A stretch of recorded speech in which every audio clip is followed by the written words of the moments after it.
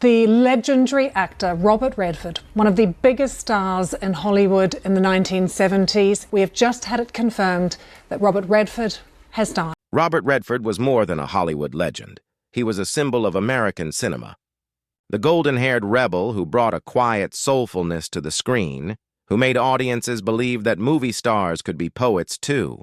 But as the world mourns his passing, it's the emotional truth behind his final fortune that left his family in tears.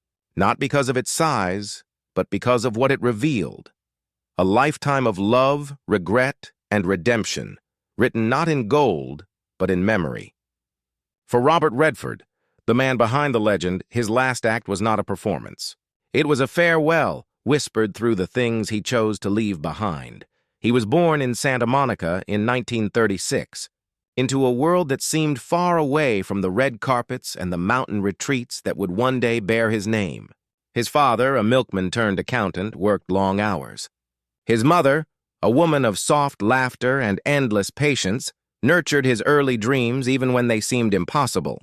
But tragedy came early.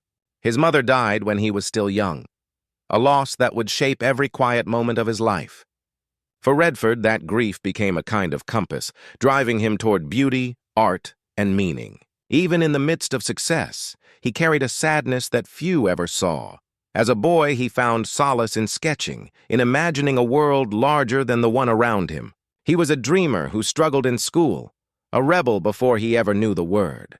But when he discovered the stage, when he realized that he could disappear into a role, become someone else, even for a moment, something awakened. Acting was his escape, his rebellion, and his way of reaching out to the world that had once seemed so cruel. Those early years, filled with mistakes and hunger, taught him what fame could never buy: humility. When he arrived in New York in the late 1950s, the city was alive with possibility. He studied acting at the American Academy of Dramatic Arts, scraping by with small roles and part-time work. He had that rare combination of charisma and quiet intensity, the kind of presence that didn't shout, but lingered. Then came Barefoot in the Park, the Broadway play that changed everything. Audiences fell in love with him, and Hollywood took notice. By the 1960s, Robert Redford was becoming something bigger than a star. He was becoming an ideal. Films like Butch Cassidy and the Sundance Kid and The Sting captured not just his charm, but his restless spirit. He was the everyman hero, the con artist with a conscience, the outlaw who somehow stood for something honest. Yet behind that easy smile was a man who never quite believed the myth being built around him. Fame, to Redford, was a costume. One he wore because the world demanded it, not because his soul did.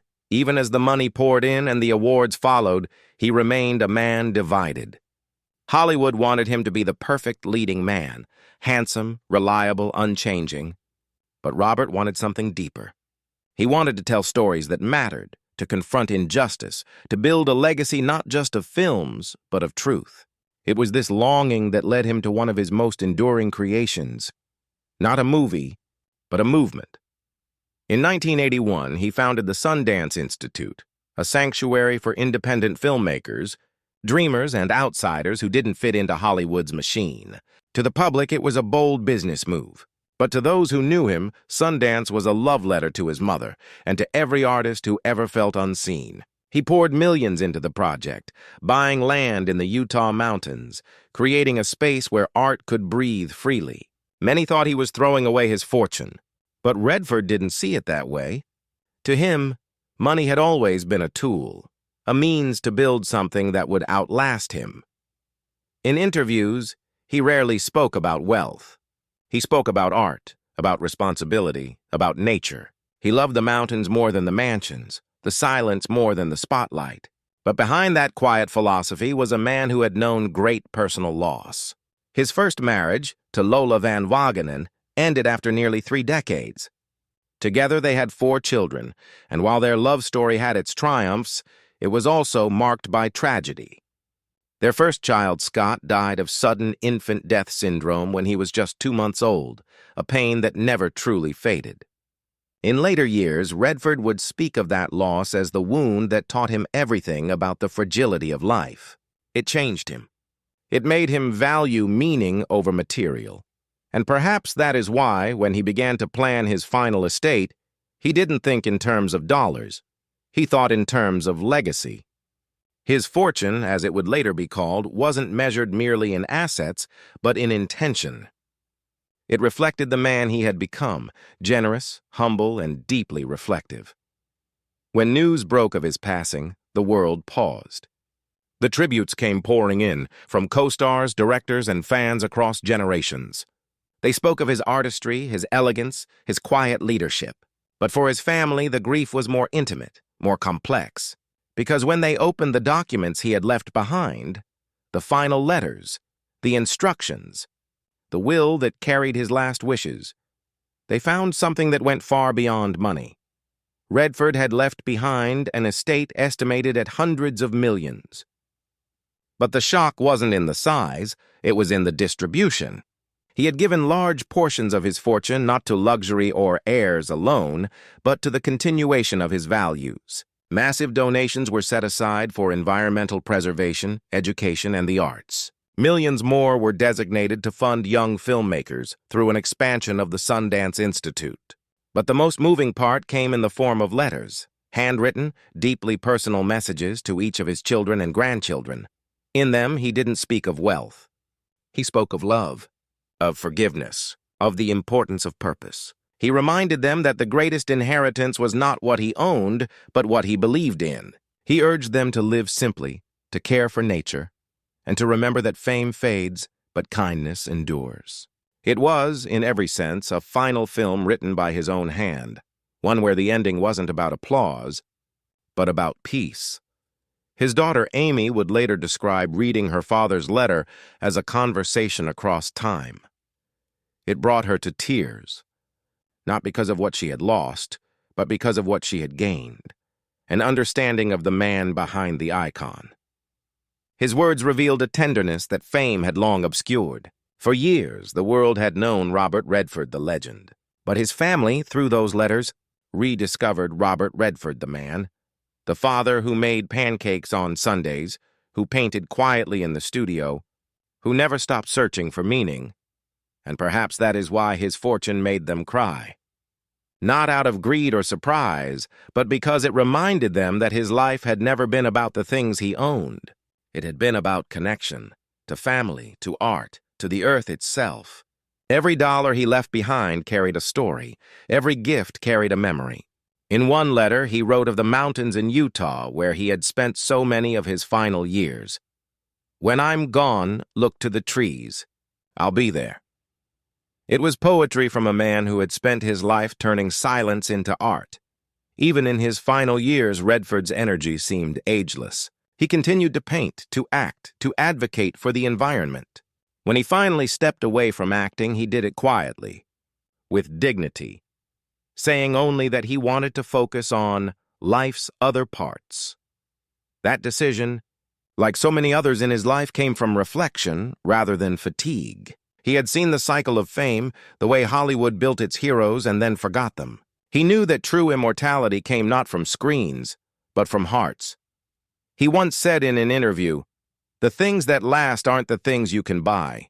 It's a line that now feels prophetic, because when the details of his will became public, the world saw not just a list of assets, but a portrait of a soul. His properties in Utah and California were set aside for preservation, not profit. His art collection, built over decades, was donated to museums and cultural centers, many of them small institutions he had quietly supported for years. Even his personal journals, filled with reflections and sketches, were given to archives to inspire future generations of artists who, like him, believed in the power of imagination.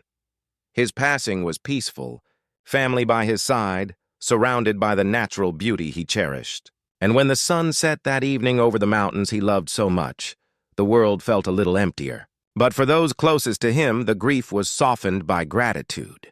They knew that he had lived fully, loved deeply, and left with nothing unsaid. In the weeks that followed, tributes filled social media and film festivals around the world. Directors credited him with shaping independent cinema. Actors called him a mentor, a friend, a quiet force who made everyone around him better. But perhaps the most touching tributes came from ordinary people, Those who had met him briefly, who spoke of his humility, his warmth, his refusal to act like a star. He treated waiters like equals, spoke softly to strangers, and often picked up trash while walking through his Sundance property. To him, decency was not a performance. It was a way of life. And so when his family gathered to read his will, they didn't see dollar signs. They saw love letters. They saw a man who had never stopped trying to make the world a little kinder, a little more beautiful. His fortune was not a treasure chest, but a reflection of everything he valued: family, art, honesty, and the fragile beauty of the world around him. His final act was to give those values life beyond his own. In the Redford home, there now hangs a simple portrait, a photograph of Robert in his later years, standing on his porch at Sundance, looking out at the sunrise. Beneath it is inscribed a quote from one of his favorite lines: "All that we have is what we leave behind." And every time his family walks past it, they are reminded that the truest measure of a man's wealth isn't in what he owns, but in what he gives away. Robert Redford's story is not just a Hollywood tale. It's an American one, about resilience, loss, and the pursuit of meaning. He was the golden boy who never forgot where he came from, the dreamer who built sanctuaries for others to dream. His life was filled with contradictions, fame and solitude, success and sorrow, but in the end, it was unified by one thing: integrity. He believed that art could heal, that nature could teach, and that love, in all its imperfect, enduring forms, was the only true legacy worth leaving. And when his family opened those final letters, when they realized what his fortune truly represented, they didn't cry for the money. They cried for the man, the father, the artist, the human being who had finally found peace. Robert Redford may have left this world, but his spirit lingers in the mountain air, in the quiet rustle of the trees at Sundance, in every film that dares to speak the truth. His legacy is not one of wealth, but of wonder, and maybe that's what he wanted all along. Because for Robert Redford, the real treasure wasn't in the numbers on a page, but in the hearts he touched, the art he nurtured, and the world he helped to see itself a little more clearly. And as the credits roll on his extraordinary life, one truth remains: the greatest fortune Robert Redford ever left behind was love.